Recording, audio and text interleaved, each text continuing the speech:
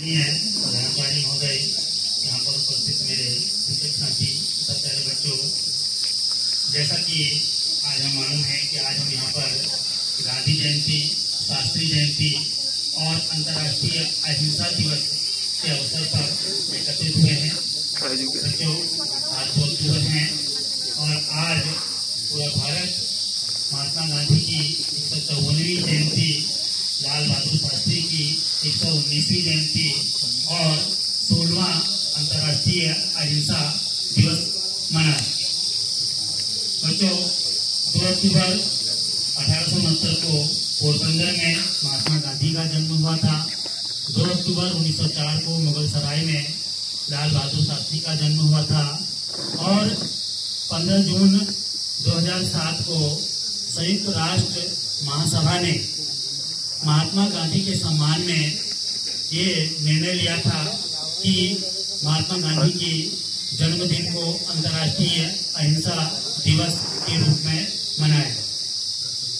बच्चों, जहां एक और महात्मा गांधी के नेतृत्व में हमें आज़ादी प्राप्त हुई थी और हमारे आज़ादी के आंदोलन के आखिरी चरण का उन्होंने नेतृत्व किया था, जो कि निर्णायक चरण था, तो वहीं दूसरी ओर लाल बहादुर शास्त्री ने जो है भारत की आज़ादी के आंदोलन में अपना महत्वपूर्ण योगदान दिया था और 1964 से लेकर 1966 तक भारत का नेतृत्व किया, अर्थात वो भारत के प्रधानमंत्री। तो यहाँ पर मैं थोड़ा सा दोनों का जीवन परिचय बताता हूँ। तो जैसा कि मैंने पहले कहा कि महात्मा गांधी का जन्म जो है वो 2 अक्टूबर 1869 को गुजरात का एक इलाका है काठियावाड़, वहाँ पर एक जगह है पोरबंदर, वहाँ पर उनका जन्म हुआ था।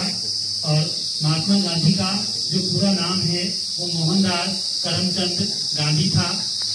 इनके पिताजी का नाम करमचंद गांधी और माता का नाम पुतलीबाई था। जो है इनके पिताजी जो है वो राजकोट के दीवान थे और बाद में पोरबंदर और बीकानेर के भी दीवान रहे थे।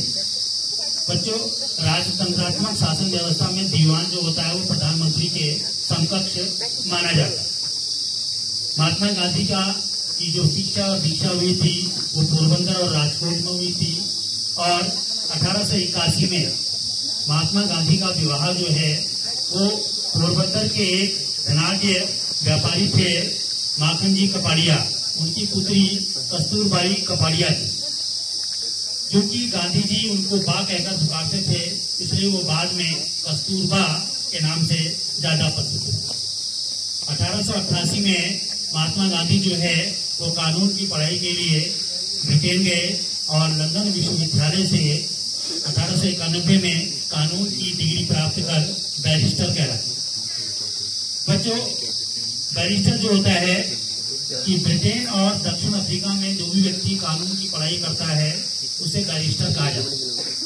जैसे हमारे देश में अगर कोई कानून की पढ़ाई करता है तो उसे वकील या लॉयर कहते हैं, वैसे ही ब्रिटेन और दक्षिण अफ्रीका में उसको बैरिस्टर कहा जाता है। ठीक है ना। और जब 1891 में वो भारत आए तो उन्होंने राजकोट और मुंबई में अपनी वकालत शुरू की, लेकिन उनकी वकालत चल नहीं पाई। इसी बीच पोरबंदर के एक धनाढ्य मुस्लिम व्यापारी थे दादा अब्दुल्ला, उन्होंने उन्हें अपनी फर्म या कंपनी जो थी अब्दुल्ला एंड कंपनी का कानूनी सलाहकार नियुक्त किया और इसी कंपनी का मुकदमा लड़ने के लिए 1893 में महात्मा गांधी जो है वो दक्षिण अफ्रीका गए। इसके बाद दक्षिण अफ्रीका में वे 1893 से लेकर 1914 तक रहे, लगभग 21 साल तक वे जो है दक्षिण अफ्रीका में रहे। सबसे पहले वे वहाँ पर एक प्रांत है क्वाज़ुलु नेटाल, वहाँ पहुंचे और वहाँ की सुप्रीम कोर्ट में एडवोकेट के रूप में अपना रजिस्ट्रेशन कराया। ठीक है ना।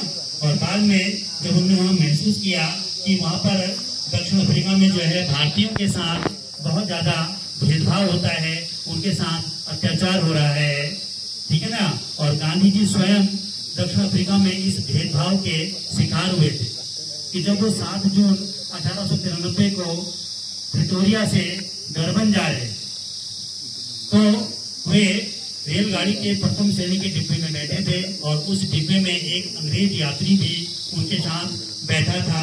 तो उस अंग्रेज यात्री का ये कहना था कि भारतीयों को दक्षिण अफ्रीका में प्रथम और द्वितीय श्रेणी में जो है रेल के डिब्बों में बैठने की अनुमति नहीं है, इसलिए आप यहाँ से जाकर तीसरे दर्जे की श्रेणी में बैठिए। गांधी जी ने इसका विरोध किया और उन्होंने थर्ड क्लास में जाने से मना, ठीक है ना। तो वहाँ पर एक रेलवे स्टेशन पड़ता है, पीटर मैरिट्सबर्ग रेलवे स्टेशन। तो वहाँ पर उस अंग्रेज यात्री ने टीटीई को बुलाया और उससे ये शिकायत की। तो टीटीई ने भी गांधी जी से थर्ड क्लास में जाने का जो है उनसे कहा, लेकिन गांधी जी ने मना कर दिया। तो उन दोनों ने जो है गांधी जी को और उनका सामान दोनों को ही जो है उस रेलगाड़ी के प्रथम श्रेणी से बाहर फेंक, ठीक है ना। तो जो है गांधी जी ने इसके बाद जो है वहाँ पर भारतीयों के खिलाफ जो भेदभाव होता है और जो उनके साथ अत्याचार होता है उसका विरोध करने का निर्णय लिया और 1894 में क्वाज़ुलु नेटाल प्रांत में एक नेटाल इंडियन कांग्रेस का गठन। इसके बाद वे जो है भारतीयों के खिलाफ होने वाले जो है भेदभाव का जो है विरोध करने लगे और विशेष रूप से 3 जो भेदभावपूर्ण कानून थे जो है उसके खिलाफ उन्होंने वहां पर आंदोलन चलाया। 1906 में जो एशियाटिक रजिस्ट्रेशन एक्ट था उसके खिलाफ आंदोलन चलाया। 1910 का विवाह पंजीकरण अधिनियम था उसके खिलाफ आंदोलन चलाया। 1913 में एक पोल टैक्स था उसके खिलाफ भी उन्होंने आंदोलन चलाया। और वहां पर जो है दक्षिण अफ्रीका में उन्होंने अपने निवास संबंधी समस्या को सुलझाने के लिए या अपने साथियों के निवास संबंधी जो है समस्या को सुलझाने के लिए, उनके बच्चों की शिक्षा के लिए दक्षिण अफ्रीका के 2 शहरों में 2 आश्रम भी स्थापित किए। एक 1904 में डरबन में फिनिक्स फार्म की स्थापना की थी और 1910 में जोहानिसबर्ग में एक टॉलस्टॉय फार्म की स्थापना की, जिसे बाद में गांधी आश्रम भी कहा जाता, ठीक है ना। इसके बाद 9 जनवरी 1915 को गांधी जी जो है दक्षिण अफ्रीका से भारत पहुंचे और आज उन्हीं के आगमन की स्मृति में प्रतिवर्ष हमारे यहाँ 9 जनवरी को प्रवासी भारतीय दिवस भी मनाया जाता है। जब वे भारत पहुंचे तो सबसे पहले उन्होंने अपने राजनीतिक गुरु ज्योति गोपाल गोखले उनके जो है सलाह के आधार पर पूरे भारत का भ्रमण किया, भारत को जानने और समझने की। और इस दौरान वो 3 जो सत्याग्रह थे या आंदोलन थे उसमें भी भाग लिया, जिसमें 1917 का जो है चंपारण सत्याग्रह था, 1918 का अहमदाबाद में मिल हड़ताल थी और 1918 में ही एक पेड़ा सत्याग्रह भी हुआ था, उसमें भाग लिया, ठीक है ना। 1919 में जो है 2 घटनाएं ऐसी घटी भारत में जिससे अंग्रेज जो है गांधी को अंग्रेजों के खिलाफ कर दिया। एक तो था हमारा अमृतसर का जलियांवाला बाग कांड जो कि 13 अप्रैल जो है 1919 को हुआ था। दूसरा तुमने एक नाम सुना होगा रॉबर्ट एक्ट। इसके खिलाफ इन 2 कारणों से जो है गांधी जी और अंग्रेजों के बीच में जो दूरियां बढ़ी, ठीक है ना, समझ लो। इसके बाद जो है महात्मा गांधी ने जो है जो हमारा राष्ट्रीय आंदोलन था उसका अंतिम चरण की शुरुआत होती है 1919 से लेकर 1947 तक और इस जो है चरण का नेतृत्व गांधी जी ने किया था और गांधी जी ने अपनी बातों को मनवाने के लिए जन आंदोलनों का सहारा लिया, ठीक है ना, जिसमें 1920 का असहयोग आंदोलन है, 1930 का सविनय अवज्ञा आंदोलन है, 1940 का व्यक्तिगत सत्याग्रह है या 1942 का भारत छोड़ो आंदोलन है। और इस आंदोलनों में जो है भारत की जनता ने भी बढ़ चढ़कर जो है भाग लिया था और गांधी जी के नेतृत्व में जो है 15 अगस्त 1947 को हमको आजादी प्राप्त हुई, ठीक है ना। और फिर लास्ट में ये था कि 30 जनवरी 1948 को दिल्ली के बिरला भवन में एक नाथुराम गोडसे नाम के व्यक्ति ने महात्मा गांधी की जो है हत्या